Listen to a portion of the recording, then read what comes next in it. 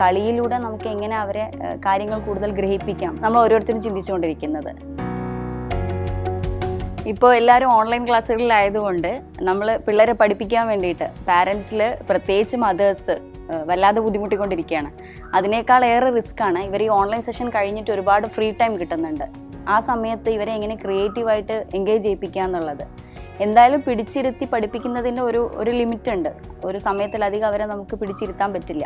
പഠനത്തിന് മുൻപിൽ സബ്ജക്ട്സ് എല്ലാം വളരെ ഡ്രൈ ആണ്, അവരെ അങ്ങനെ ഇരുന്ന് തരില്ല. എന്നാൽ ആ സമയത്ത് കളിയിലൂടെ നമുക്ക് എങ്ങനെ അവരെ കാര്യങ്ങൾ കൂടുതൽ ഗ്രഹിപ്പിക്കാം, അവർക്ക് എങ്ങനെ എളുപ്പമാക്കാം എന്നുള്ളതാണ് നമ്മൾ ഓരോരുത്തരും ചിന്തിച്ചുകൊണ്ടിരിക്കുന്നത്. അങ്ങനെയാണ് നമ്മൾ സ്റ്റെം കിറ്റിനെ കുറിച്ച് അറിയുന്നത്. അതിൻ്റെ പ്രത്യേകത എന്താണെന്ന് വെച്ചാൽ കളിപ്പാട്ടത്തിൽ കുറച്ച് കാര്യങ്ങളും കൂടെ ചേർത്തിട്ടാണ്. കളിപ്പാട്ടം എന്ന് പറയുന്നത് വെറും കളിയിൽ മാത്രം സമയം കളയാനുള്ള, കുട്ടികളെ എൻഗേജ്ഡ് ആവാനുള്ള സാധനം മാത്രമായിട്ടല്ല.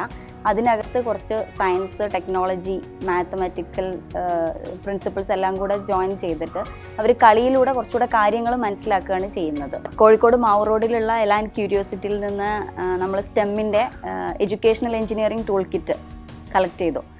അത് വീട്ടിൽ 6 പിള്ളേരാണ്. ഇവരെല്ലാവരെയും കൂടെ ഒരിടത്ത് ഒതുക്കി ഇരുത്തുക എന്ന് പറയുന്ന വലിയ പ്രയാസമാണ്.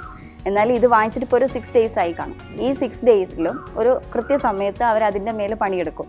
അതിൻ്റെ മാനുവൽ അനുസരിച്ചിട്ടുള്ള ഒരുപാട് കാര്യങ്ങൾ ചെയ്യും. അതുകൂടാതെ അവർ ഓരോരുത്തരും അവരുടേതായ ബുദ്ധി പ്രയോഗിച്ചിട്ട് അവർ ആലോചിച്ചെടുത്തിട്ട് ഓരോ പുതിയ കാര്യങ്ങൾ ചെയ്തു കൊണ്ടുവരും. അപ്പോൾ ഇതിൽ സംഭവിക്കുന്നതെന്ന് വെച്ച് കഴിഞ്ഞാൽ അതിൻ്റെ അസംബ്ലിങ്ങും അത് കഴിഞ്ഞിട്ട് അതിങ്ങനെ സെപ്പറേറ്റ് ചെയ്തെടുക്കുക ചെയ്യുന്നത്. അപ്പോൾ അതിൽ അവർ തിങ്കിങ് പ്രോസസ്സ് നടക്കുന്നുണ്ട്. പുതിയ പുതിയ സാധനങ്ങൾ അവർ ക്രിയേറ്റീവായിട്ട് തിങ്ക് ചെയ്ത് ചെയ്യുന്നു. അതിൽ ഇൻ്റലക്ച്വൽ ഡെവലപ്മെൻറ്റിനെ അത് സപ്പോർട്ട് ചെയ്യുന്നുണ്ട്. കൂടാതെ പിള്ളേർ ഫൈൻ മോട്ടോർ ഡെവലപ്മെൻറ്റിനെ അത് സപ്പോർട്ട് ചെയ്യുന്നു. കാരണം അവർ കുഞ്ഞു കുഞ്ഞു സാധനങ്ങളാണ്, സ്ക്രൂ ഡ്രൈവറൊക്കെ വെച്ച് ചെയ്യുമ്പോൾ കയ്യിലെയും വിരലുകളിലെയും ഒക്കെ മസിൽസും ബോൺസ് എല്ലാം കൂടെ കോർഡിനേറ്റ് ചെയ്ത് ചെയ്യാമെന്ന് പറയുമ്പോൾ അത് ഫൈൻ മോട്ടോർ ഡെവലപ്മെൻറ്റിനെ സപ്പോർട്ട് ചെയ്യുന്നുണ്ട്.